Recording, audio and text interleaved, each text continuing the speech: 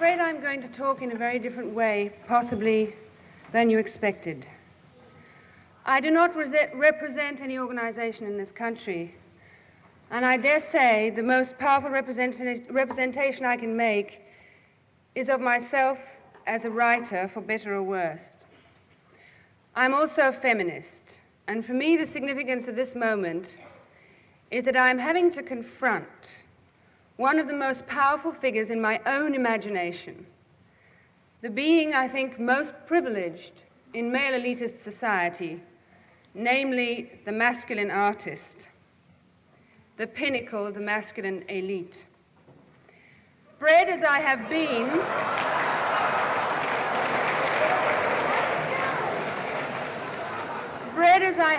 and educated as I have been, most of my life has been most powerfully influenced by the culture for which he stands, so that I'm caught in a basic conflict between inculcated cultural values and my own deep conception of an injustice. Many professional literati ask me in triumphant tones, as you may have noticed, what happened to Mozart's sister? However they ask me that question, it cannot have caused them as much anguish as it has caused me, because I do not know the answer and I must find the answer. But every attempt I make to find that answer leads me to believe that perhaps what we accept as a creative artist in our society is more a killer than a creator, aiming his ego ahead of lesser talents, drawing the focus of all eyes to his achievements, being read now by millions and paid in millions. One must ask oneself the question in our society, can any painting be worth the total yearly income of 1,000 families? And if we must answer that it is, and the auction reports tell us so, then I think we are forced to consider the possibility that the art on which we nourish ourselves is sapping our vitality and breaking our hearts.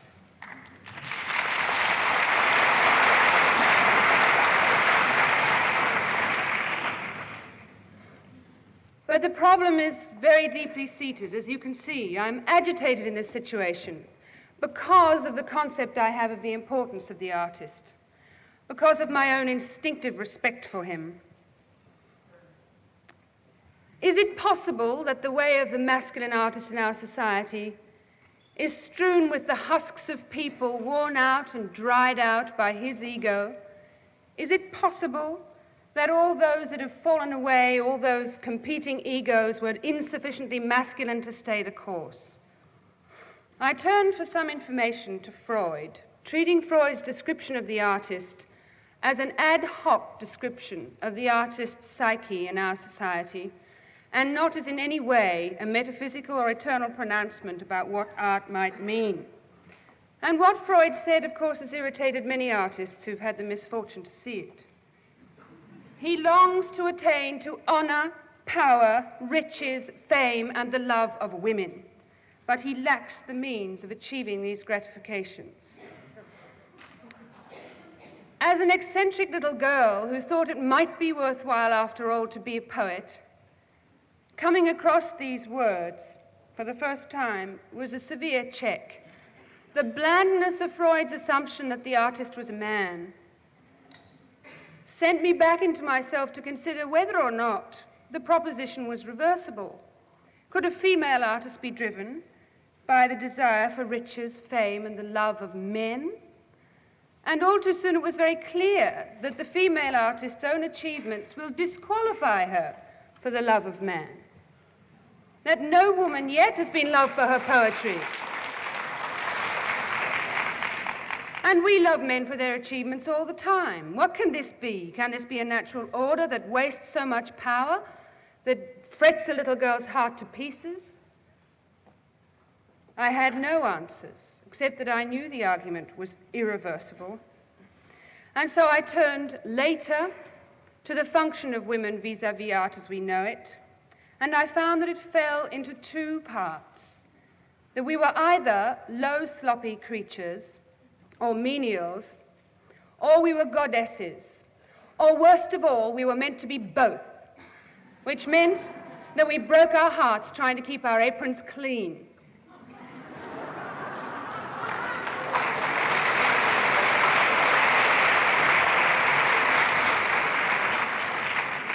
Sylvia Plath's greatest poetry was sometimes conceived while she was baking bread. She was such a perfectionist.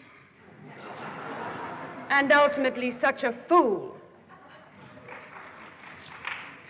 The trouble is, of course, that the role of the goddess, the role of the glory and the grandeur of the female in the universe exists in the fantasy of the male artist, and no woman can ever draw it to her heart for comfort. But the role of menial, unfortunately, is real. And that she knows because she tastes it every day. So the barbaric yawp of utter adoration for the power and the glory and the grandeur of the female in the universe is uttered at the expense of the particular living woman every time. And because we can be neither one nor the other with any peace of mind, because we are unfortunately improper goddesses and unwilling menials, there is a battle waged between us. And after all, in the description of this battle, maybe I find the justification of my idea that the achievement of the male artistic ego is at my expense. For I find that the battle is dearer to him than the peace would ever be. The eternal battle with women, he boasts, sharpens our resistance, develops our strength, enlarges the scope of our cultural achievements. So is the scope, after all, worth it? Again, the same question, just as if we were talking of the income of 1,000 families for a whole year. You see, I strongly suspect that when this revolution takes place, art will no longer be distinguished by its rarity, or its expense, or its inaccessibility, or the extraordinary way in which it is marketed. It will be the prerogative of all of us, and we will do it as those artists did whom Freud understood not at all, the artists who made the Cathedral of Chartres or the mosaics of Byzantium, the artists who had no ego and no name.